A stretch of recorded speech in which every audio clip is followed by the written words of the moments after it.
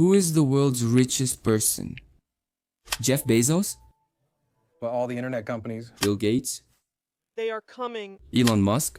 These three are the most famous, constantly competing for the top spot in the news. Bill Gates, the famous co-founder of Microsoft, has become the richest man in the world again. Today, Jeff Bezos, the world's richest man.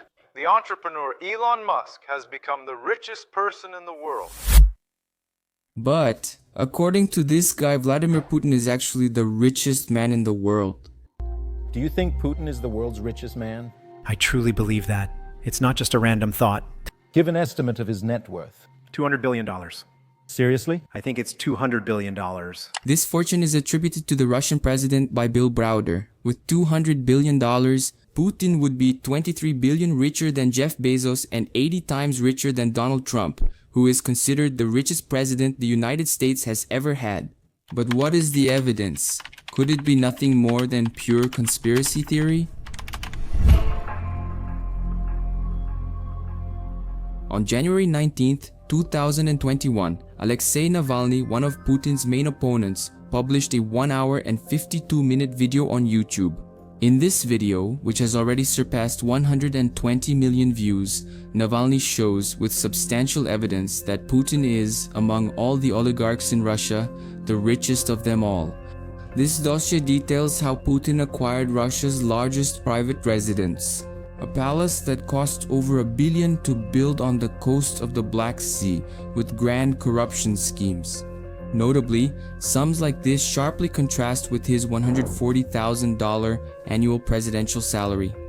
Putin's publicly declared assets show that he is a modest person, living in a 74 square meter apartment, owning a trailer and 3 old cars. One of the initial signs that made him appear wealthier than he claims was his public appearances wearing luxury watches. According to a document published in 2012 by 2 opponents of Putin, his watch collection was valued at 22 million rubles, which was 6 times higher than his annual salary at the time.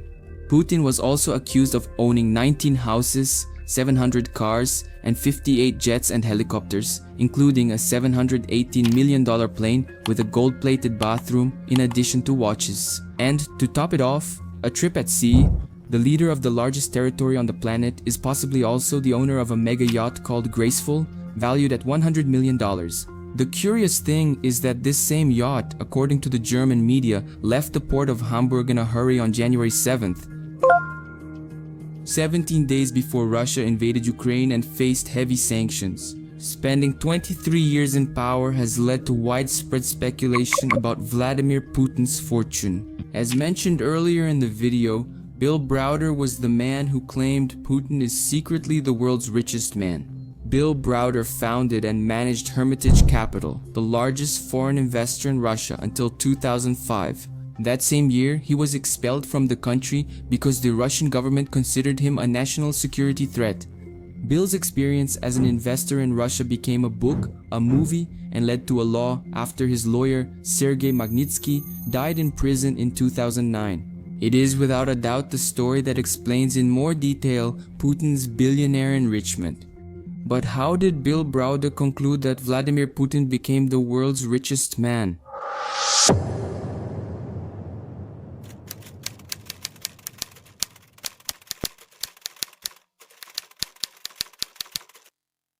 With the end of the Soviet Union, Boris Yeltsin in 1991 was put in charge of transforming Russia from a socialist economy to a market economy. After years of state ownership of the means of production, private property and capitalism were emerging in the largest country in the world. While this political phenomenon was happening, Bill Browder was working at a Wall Street investment bank. He ended up in Russia during this time of economic transition to consult for a company that was unsure about whether or not to participate in the government's privatization program for a fleet of fishing vessels. During this consulting job, Browder discovered that Russian companies were being privatized for ridiculously low prices.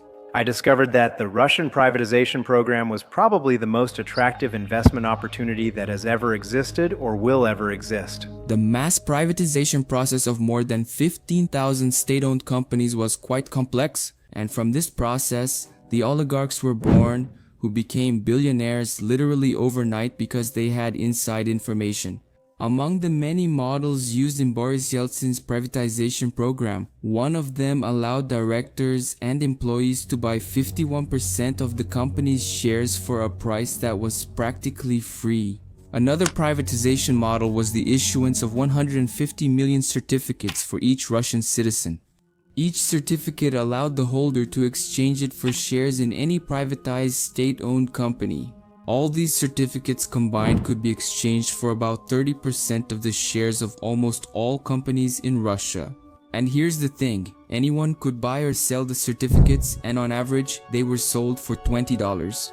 Doing a quick calculation, Bill Browder realized he was facing one of the greatest investment opportunities of the 20th century.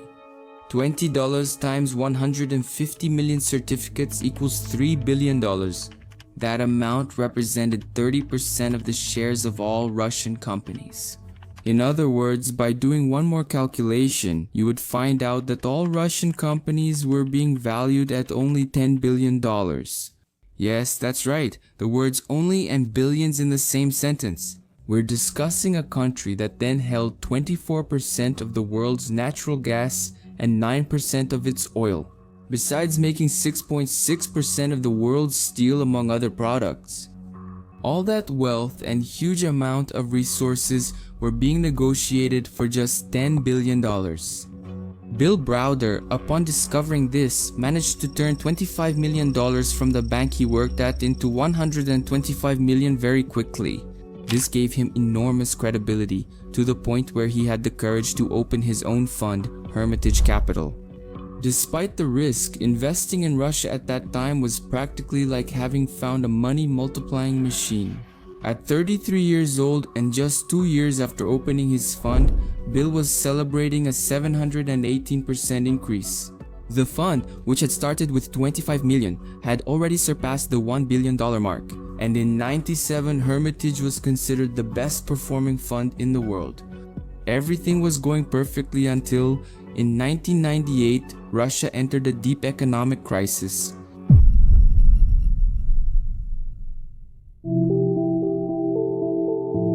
At the time, the Russian government had a domestic debt that was only financed because of its high interest rate, which was around 30%. A year earlier, some emerging countries in Asia were facing a financial crisis that affected several countries around the world, including Brazil, which had its first circuit breaker activated in the history of the stock exchange that year. During the Asian financial crisis, major investors sold higher risk foreign bonds, including Russian debt, to avoid further losses. Even with a shortage of money, Russia refused to accept help from the International Monetary Fund and the World Bank, and raised the interest rate to 44% in order to attract more investors. However, this had the completely opposite effect. Investors saw that something was wrong, and this lack of trust caused a sharp drop in the Russian market. In just 1 month, Bill saw his fund drop by 33% and thought that this was already rock bottom. A few months later, with the Russian government offering 120% interest rates, the risk that was imminent became reality. The government declared a moratorium, essentially defaulting on investors.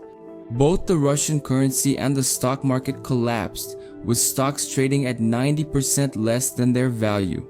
In 1998, first the Asian crisis began to devalue national currencies. Then the Russians were unable to roll over their domestic debt. And then the Russians defaulted on their bonds, devalued their currency by 75%. And I lost $900 million. $900 million. Okay, but what about a foreign investor? Does losing millions in Russia relate to the idea that Putin is the richest man in the world? While Bill Browder turned millions into billions and then saw that money lose 90% of its value, Vladimir Putin came to power in Russia in 1999 after Boris Yeltsin resigned. At this moment, the lives of the Russian president and investor Bill intertwine. Browder, even after losing almost $1 billion, still had $100 million and was determined to recover what he had lost. To achieve this goal, he had to enter a battle against the oligarchs, who held the largest stakes in Russia's biggest companies. One of them was Gazprom, the world's largest natural gas producer, whose shares at the time were undervalued by up to 99% compared to other gas companies outside Russia.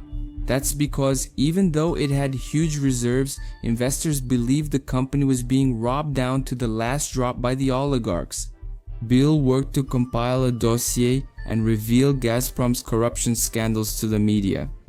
He discovered in his investigations that Gazprom's reserves, equivalent to those of Kuwait, were sold for a negligible amount. But the scariest part is that these stolen reserves represented less than 10% of all Gazprom's reserves. Realizing this, Browder bought as many shares as possible before telling the media and exposing the frauds to the world. Then, after the entire corruption scheme was exposed in the media, something happened. In 2001, Vladimir Putin fired Gazprom's chief executive officer and appointed Alex Miller, who vowed not to steal and to recover stolen assets. With that, in a single day, the company's shares rose by 134%. With that move, Browder regained everything he lost and saw his Gazprom investments grow by 1,000% from 1999 to 2005. His fund's clients' investments again exceeded $1 billion, peaking at $4.5 billion. Bill did this with several other companies, and in the same way Putin joined in this war against the corrupt oligarchs. On one side was Bill, with his interest in exposing corruption in the media to increase the value of his investments, and on the other was Vladimir Putin, wanting to take power away from the oligarchs and show that he was a president who did not tolerate corruption. They were essentially allies, though without a direct agreement. Until in 2004, Mikhail Khodorkovsky, the richest man in Russia, who owned 36% of Yukos, the country's largest oil company, was sentenced to 9 years in prison. The arrest of Russia's wealthiest oligarch shifts the game for theories about Putin's enrichment. Bill Browder said the arrest of Yukos' owner was more than just an arrest. It was symbolic. His trial was broadcast on national television and was used as a symbol for other oligarchs to see that their game of power, influence, and wealth was in danger. If you are an oligarch and you see that the richest and most powerful of them all has fallen, it was easy to conclude that your fate could be exactly the same unless you followed the new rules of the game. Because of this, Bill Browder claims that the Russian oligarchs sat down at the table with Putin to negotiate a truce in the war against them. Bill believes that to take other oligarchs out of the crosshairs, Putin took 50%. One by one, they returned to Putin and asked, "Vladimir, how can we avoid ending up in a cage?" And he said 50%. Not 50% for the Russian government or presidential administration, 50% for Vladimir Putin. Bill believes in this theory because after 10 years in the country and after becoming the largest foreign investor, he was suddenly expelled from Russia under the allegation of being a threat to the country's national security. Putin stopped getting involved in the corruption scandals Bill exposed. The president's interests and Browder's were no longer the same. Bill believes that the oligarchs became servants to the Russian president and accepted a deal not to be imprisoned in exchange for 50% of the profits from their companies. And this story didn't end here.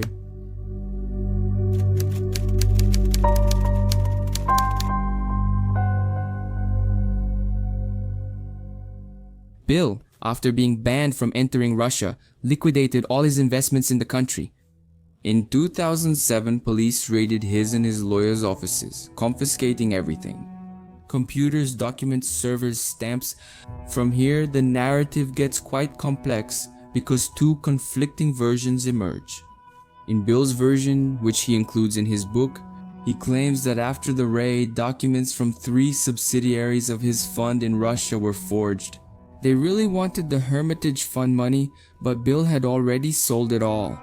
In addition to transferring ownership of one of his subsidiaries to a criminal, Browder says they committed fraud on old contracts that enabled an illegal refund of $230 million in taxes from the Russian treasury. All of this was discovered by his lawyer and accountant, Sergei Magnitsky. All his lawyers and employees were being persecuted in Russia. Most of them managed to flee the country.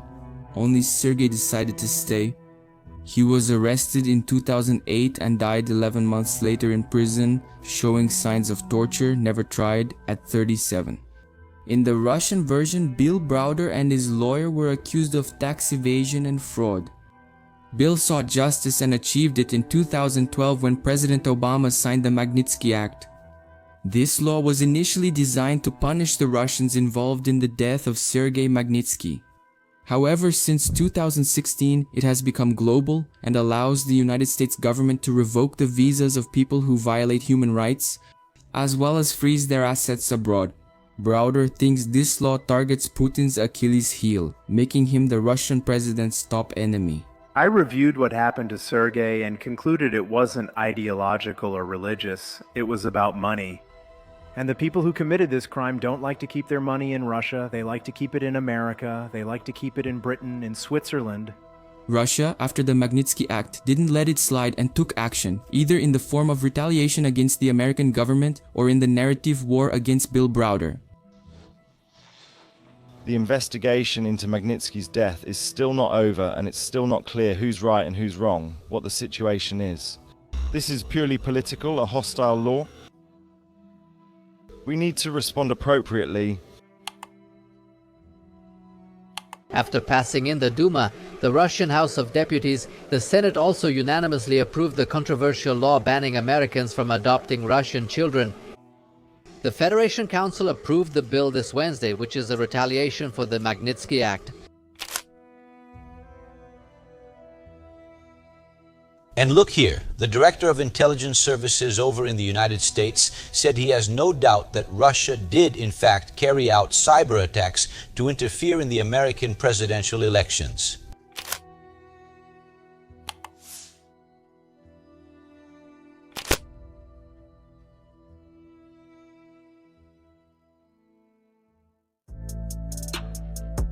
Vladimir Putin is one of today's most prominent leaders. The former KGB agent has been leading Russia since 1999 either as prime minister or president. With so much time in power, one thing has always lingered as a question in people's minds. Is he obsessed only with power, or does he also use power to generate financial benefits? This video was a summary focused on Bill Browder's view of how the theory that Putin is secretly the richest man in the world came about. The story of how the largest foreign investor in Russia made him believe that Putin built a fortune in collusion with oligarchs. It's extremely difficult to prove this with data, because in today's world, it's very easy to detach assets from your name through offshore companies in tax havens like Monaco and Switzerland. The truth is that this is a story that involves a lot of power, both political and monetary. If you want to go deeper into this subject, I recommend you start with Bill Browder's book. The link is in the description. From there, you can look at the other versions and get a better and deeper understanding of this complex case. By reading this story in detail from the perspective of an investor, I guarantee you'll have a much broader worldview. So here's my recommendation for you if you like to know things down to the smallest details. I read it and I assure you it's worth it. The link is in the description.